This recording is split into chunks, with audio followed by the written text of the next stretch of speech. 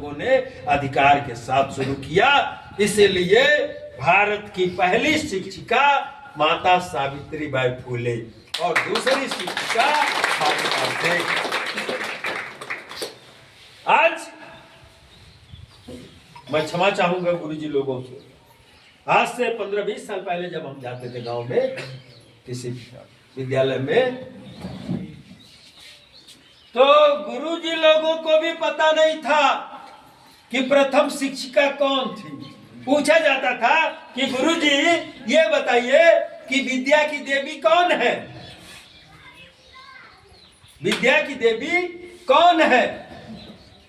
तो लोग कहते थे वरदे वीणा वादनी वरदे माता शारदे, सरस्वती मैया विद्या की।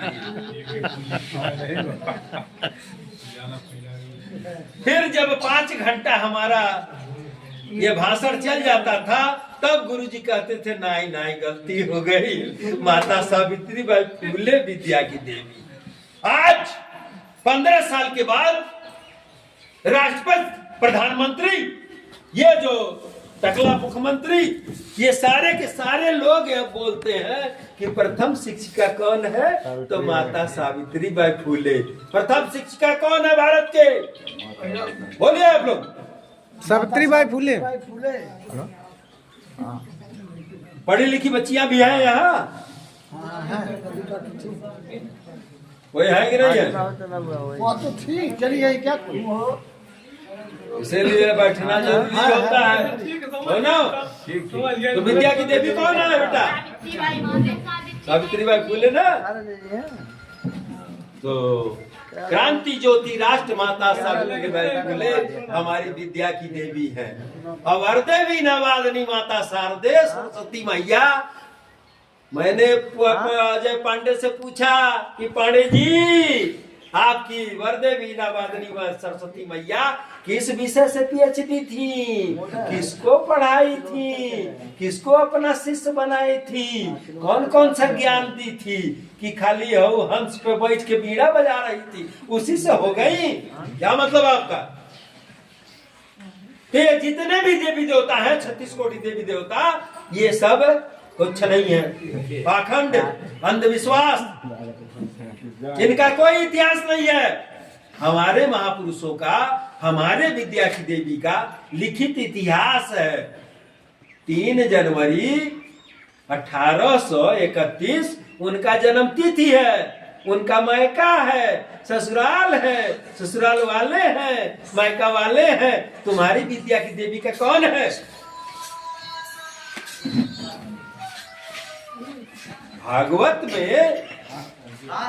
भागवत में 3रे अध्याय में 17 नंबर श्लोक पे साफ साफ लिखा है कि ब्रह्मा ने एक पुत्री पैदा किया था जिसका नाम रखा था सरस्वती, और आगे चल करके उसी पुत्री से उन्होंने विवाह कर लिया। एकदम स्पष्ट लिखा हुआ। और तब से इस देश के अंदर गाली चल गई।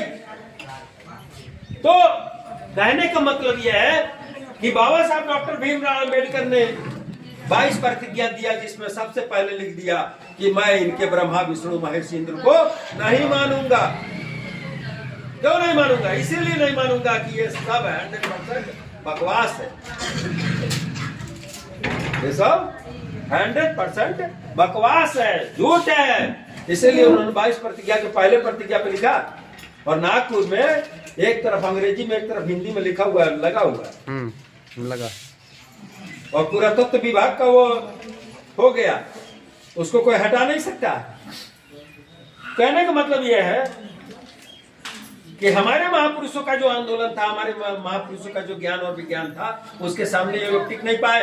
ज्योतिबा फुले, सावित्रीबाई फुले का वो आंदोलन इतना आगे बढ़ गया कि 1835 में लॉर्ड मैकाले अंग्रेज अफसर, अंग्रेज आयोग बनाना पड़ा सर्व शिक्षा अभियान के तहत, और सर्व शिक्षा अभियान के तहत यहाँ पे ला करके पूरे भारत के अंदर विश्वविद्यालय, महाविद्यालय, ये सब कुछ खोला गया अंग्रेजों के द्वारा।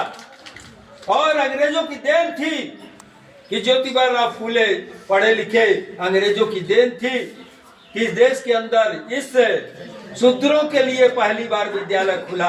अंग्रेजों की देन थी कि इस देश के अंदर 1848 में ज्योतिबा फूले ने क्या किया, बहुत बड़ी जनसभा बुलाया और जनसभा बुला करके कहा कि मेरे देशवासियों, हम लोग अंग्रेजों के गुलाम नहीं है। बढ़िया, अभी 2:38 हो रहा है। आप लोग थक जाइएगा तो बता दीजिएगा, उससे मैं कोशिश करूंगा कि 1 घंटे के अंदर आपका प्रोग्राम खत्म, क्योंकि मेरी कोई सीमा नहीं। 1848 में ज्योतिबा फूले ने लाखों लोगों को बुला करके इकट्ठा करके कहा कि हम लोग अंग्रेजों के गुलाम नहीं है।